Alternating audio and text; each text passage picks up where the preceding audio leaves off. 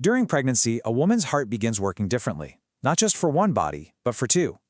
Welcome to our latest explainer, where we're going to answer the fascinating question: why exactly does heart rate change during pregnancy?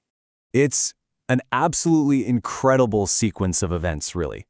Almost from the very moment of conception, the maternal cardiovascular system begins this complete overhaul just to meet some immense new demands. It is a true masterclass in adaptation, fluid dynamics, and sheer endurance. Okay, let's dive into Section 1, Working for Two, the Demands of Pregnancy. Let's figure out exactly why the heart takes on this massive new workload in the first place. Well, it basically comes down to three major systems that suddenly demand a lot more blood flow. First up, obviously, is the utero-placental circulation, right? That's the direct lifeline to the developing fetus. But it doesn't stop there. The mother's skin actually requires a huge surge in blood flow to help regulate the extra body heat she's generating. And then you've got the kidneys. They need a massive boost in circulation to successfully filter and excrete not just her own metabolic waste, but the fetal wastes too. So to feed these three incredibly demanding systems, the body literally has to make more fluid, a lot more. Which brings us to Section 2, the blood volume surge. Now, what's really interesting here is the specific recipe the body uses to create this new blood. The total blood volume shoots way up, but look at how it's split. The plasma volume, which is the liquid part of the blood, surges by close to 50%. That is an addition of about 1,600 milliliters of fluid. But on the flip side, the red blood cell mass only increases by about 25%. So the liquid part of the blood is increasing at double the rate of the solid cells. Because that 50% surge in plasma completely outpaces the 25% increase in red blood cells, the overall hemoglobin concentration drops. This is a condition known as dilutional anemia. And I know the word anemia usually sounds pretty alarming, but here it's actually a brilliant biological design. Think about trying to suck a really thick milkshake through a straw versus drinking water. You get the physics, right? By diluting the blood, the body is actually lowering the blood's viscosity. It's making the blood thinner, which physically makes it easier for the heart to pump that massive new volume through miles and miles of blood vessels. All right, moving to Section 3, the heart pumps harder. We've got a much larger volume of thinner fluid. Now we need to look at the mechanical adaptations of the pump that's moving it all.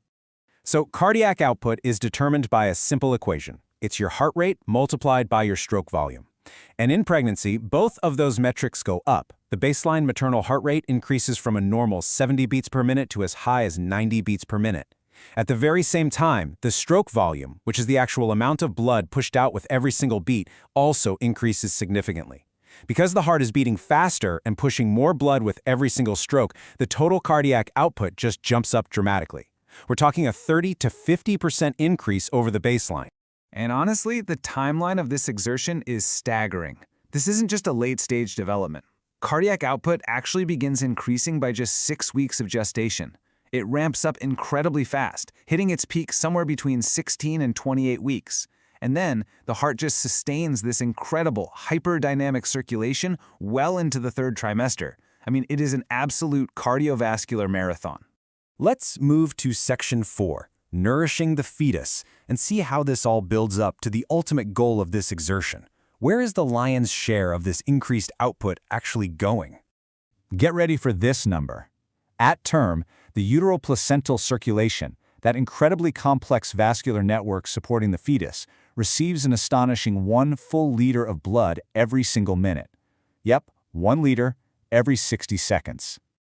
Just to put that into perspective, that single liter of blood flowing to the uterus represents a full 20% of the mother's entire cardiac output.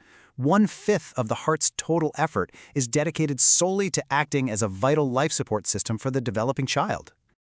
This brings us to Section 5, Normal Physiological Adaptations. Because, let's be real, if you look at these numbers in isolation, a 50% increase in cardiac output, a resting heart rate jumping to 90 beats per minute, massive fluid volume expansion, in almost any other medical context, those drastic shifts would sound extremely alarming. But here, we have to zoom out. In the context of pregnancy, these are the signs of a perfectly functioning system. In fact, we see a fascinating paradox that perfectly illustrates how the body balances all these insane demands. Despite the massive increase in blood volume and cardiac output, a pregnant woman's blood pressure actually decreases, usually during the second trimester. How is that even physically possible? Well, it happens because systemic vascular resistance decreases. The blood vessels themselves physically relax and widen out.